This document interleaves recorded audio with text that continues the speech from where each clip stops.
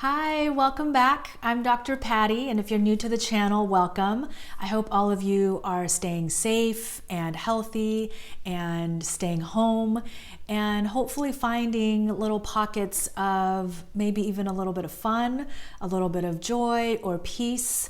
I know I have, even though this is a very stressful time and lots of uncertainties and there's so many unknowns and so many fears and challenges, but we can't sustain at that level of anxiety. So I hope that those of you who are feeling some discomfort or fear or anxiety are able to find little moments of peace. And if you'd like for me to do a separate video on working on calming and balancing the nervous system during this very unusual and challenging time, please leave a comment down below and I'd be happy to do that. And I can even share with you maybe some of the things that I've been implementing during this time of quarantine.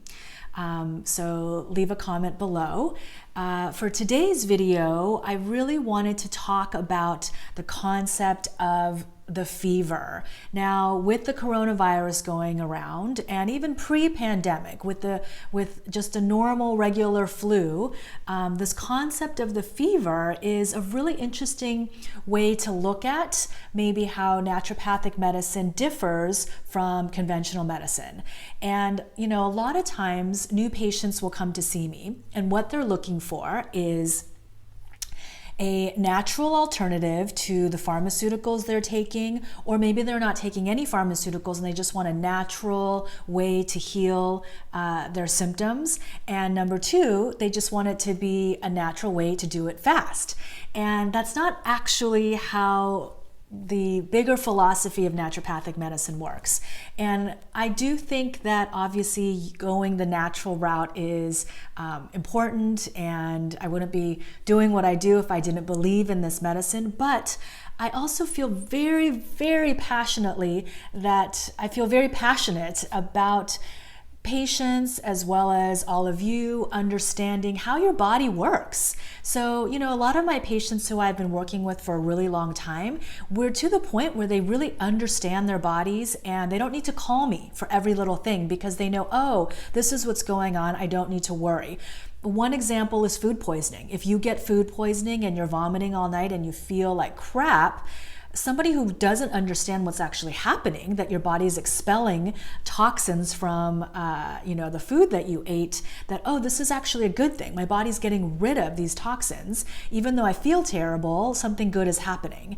And if you understand that, then you're not going to be so worried or need to call the doctor right away. You can kind of look at your body and see what's going on and be more empowered. And with the coronavirus and with the flu, fever is obviously a common symptom. And there obviously has been talk about using acetaminophen, Tylenol to lower that fever. And there's a time and a place for that, absolutely. I'm not saying only use drugs or only use herbs and supplements or don't do this, only do this. There's a place for everything and a time for everything, but it's really about understanding when and where and how to implement.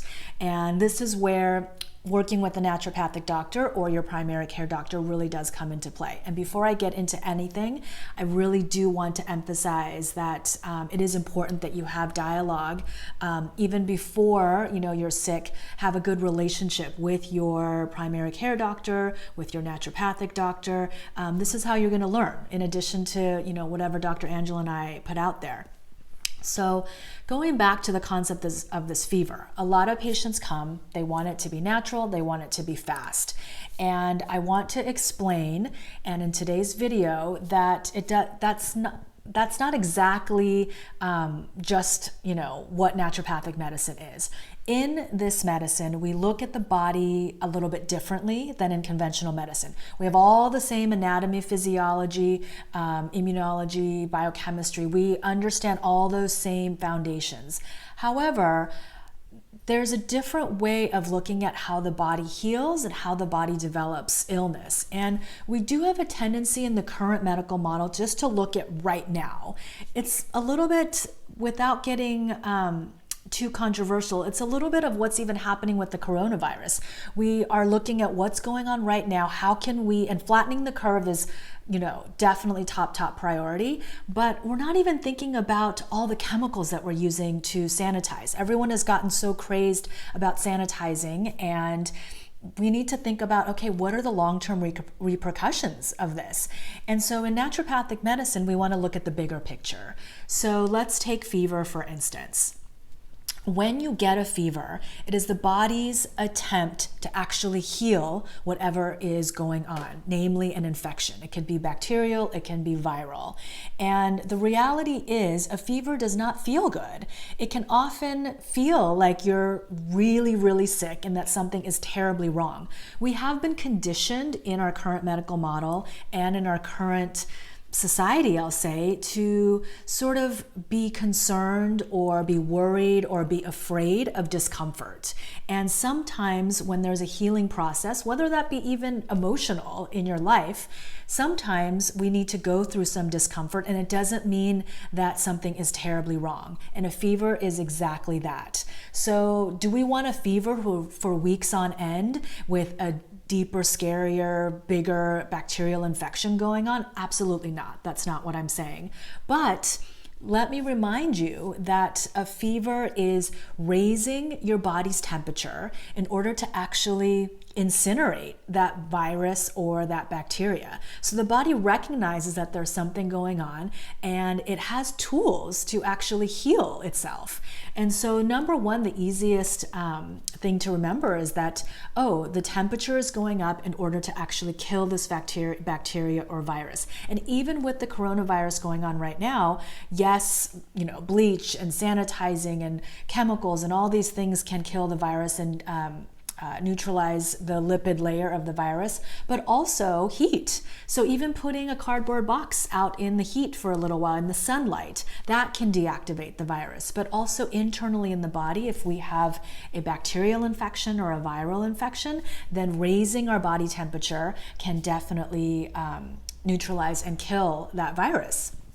Now, when I was in medical school, we actually learned that a temperature of 102, which I know if any of you have seen 102 on your thermometer, it really makes you think, oh my God, I'm really sick, something is terribly wrong, I need to go to the hospital, I need to go to the doctor. But 102, as uncomfortable as it is actually a very good antibacterial temperature. It's virucidal and will kill that virus, and it's actually a very optimal temperature for getting those virus numbers down. So, it's really doing a good thing. Now let's think about some of the other symptoms that you have when you have when you have a fever.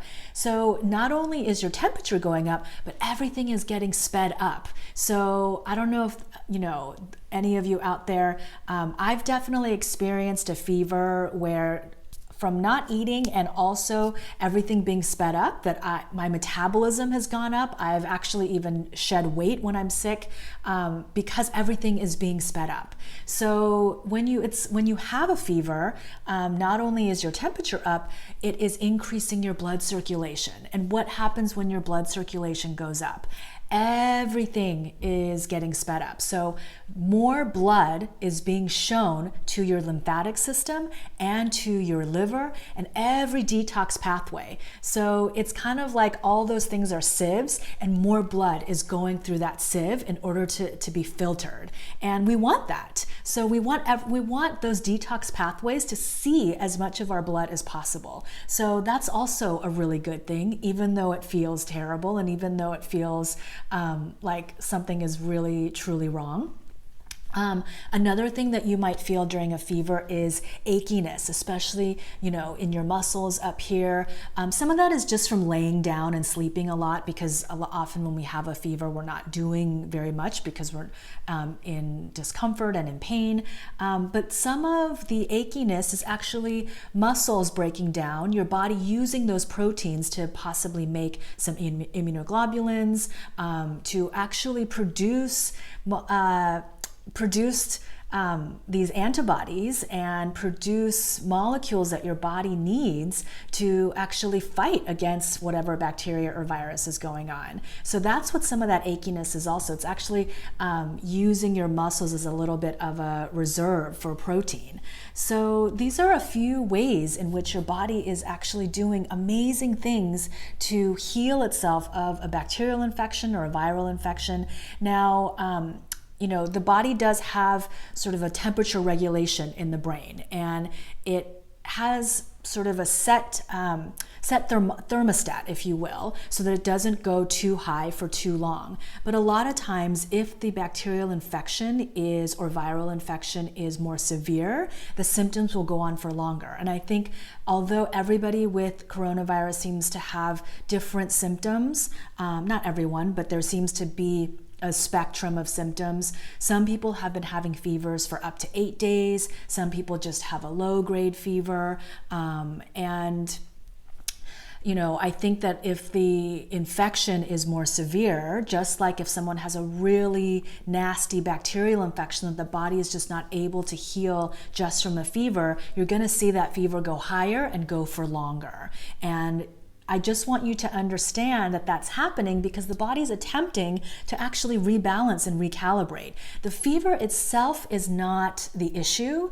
The fever is like the smoke detector in the house. So just like the smoke detector, it's loud and it's annoying and it is really uncomfortable, but it's not the issue. So you can't just turn the smoke detector off and then say, oh, phew, thank God that annoying noise is gone. Like everything's good now, we can go to bed. This is what happens when at the first sign of fever, we just take a Tylenol or an acetaminophen to bring that fever down. It's like turning that smoke detector off and saying like, oh, thank God that annoying sound is gone. Meanwhile, there is a giant fire raging in your kitchen and you haven't even addressed that. That is the underlying bacterial or viral infection that's going on. So of course we need to work on that as well. Now, aside from coronavirus, with my patients, pre-pandemic, we're talking bacterial infection or flu or viral or other viral infection.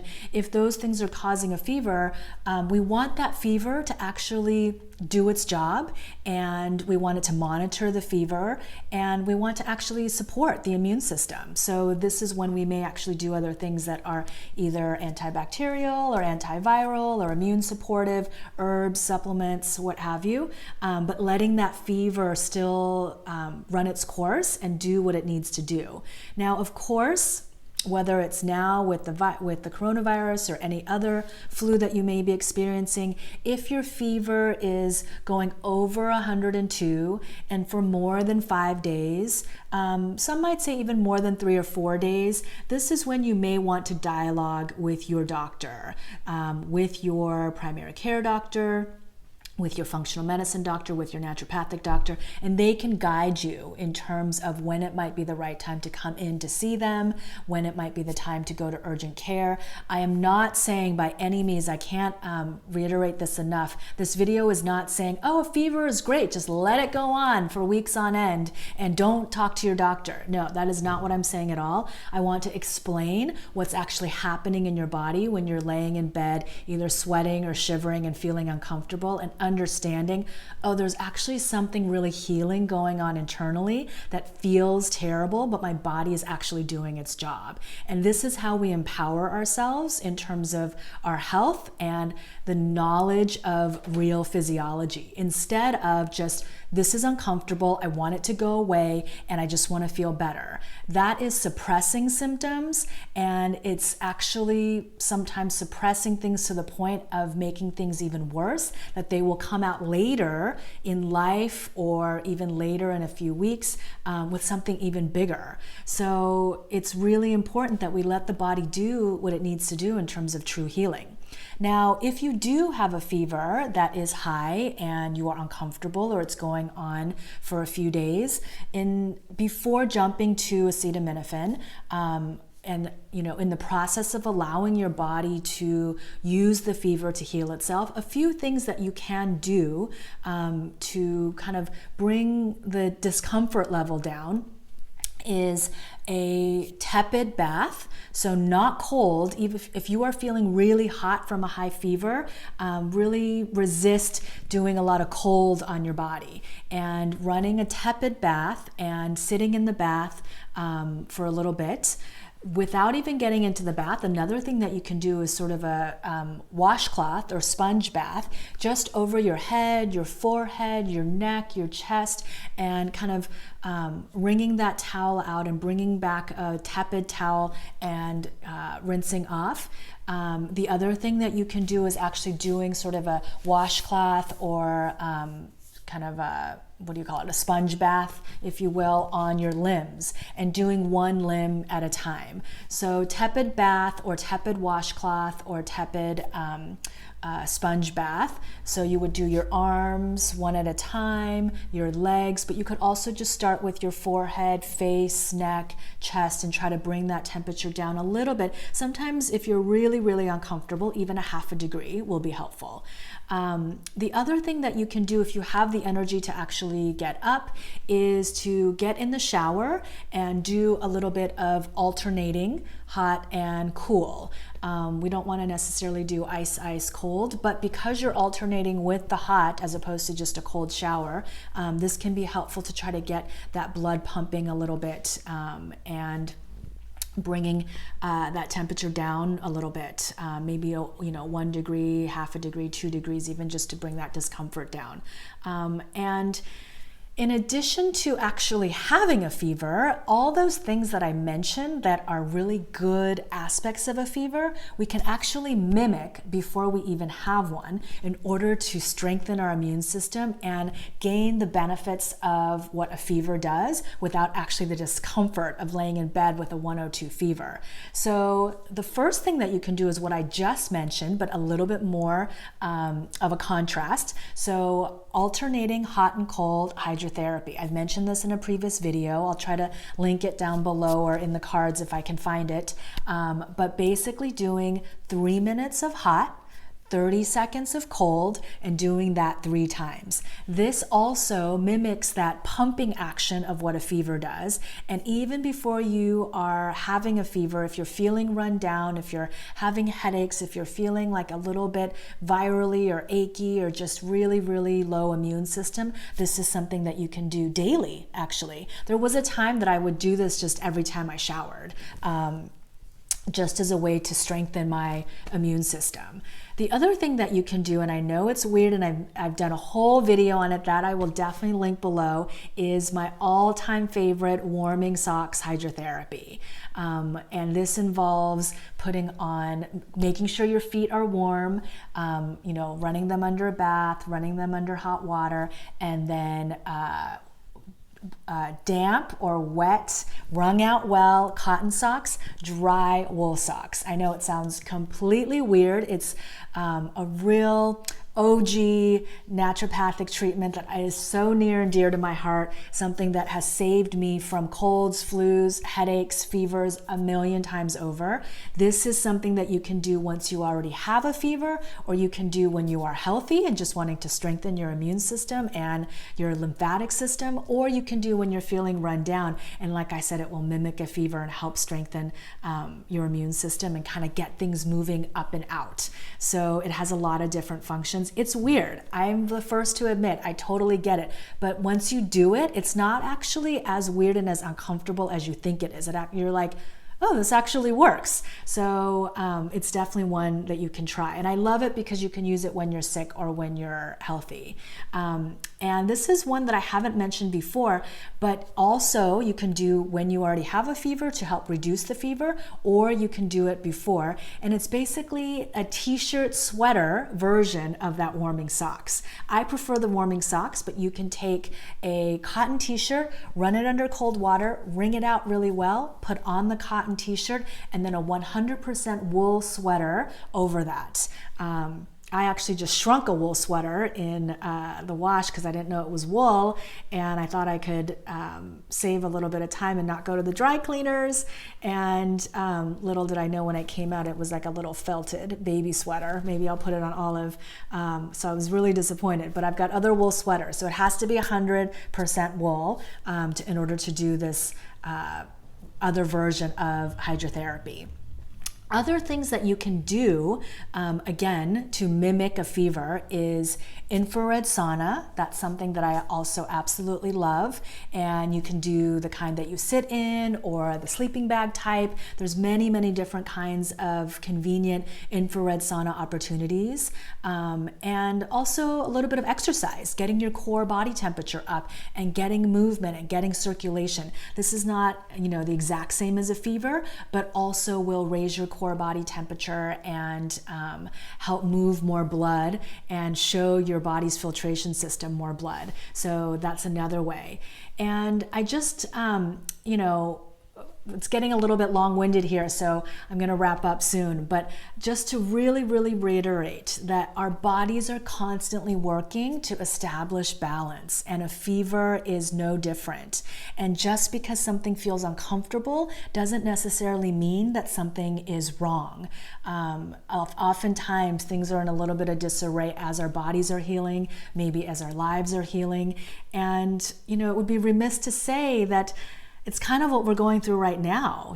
Things are a bit of a mess. And, another discussion for another day would be, did it need to be this messy? Who knows? But like a fever, even though it feels uncomfortable right now, I think that trusting and understanding that our bodies are doing its best to recalibrate and heal and rebalance and get to the place that it needs to go, having a little bit of trust right now in terms of, as messy as things seem and as uncomfortable as things seem, that we are heading towards an okay place and a place of healing. So if you can hold on to that, maybe, and I know everyone's situation is different, but hopefully that those words can be of some peace and help you to surrender during this time a little bit and to lower that anxiety, because that's only going to weaken your immune system, right? So keeping our anxiety levels as low as possible. My anxiety is high too, so I get it. I'm definitely right there with you, but doing whatever we can to keep our immune system strong, our minds healthy, our hearts full, and grateful for whatever we can muster up. And I just wish you all a lot of health and peace, and I hope you found this video helpful. I know it's a little bit of a different video than I usually do, but I really, really feel very, very strongly about all of you understanding your own physiology and why our bodies do certain things. So stay healthy, stay well, share this video with anyone you think might enjoy it or find helpful. Leave a comment or question below if you have any questions. And again, if you want me to do a separate video on really more about balancing the nervous system during this insane time, let me know. I'd be happy to do so. Thank you so much for watching and being a part of this community. I will see you very, very soon. Bye.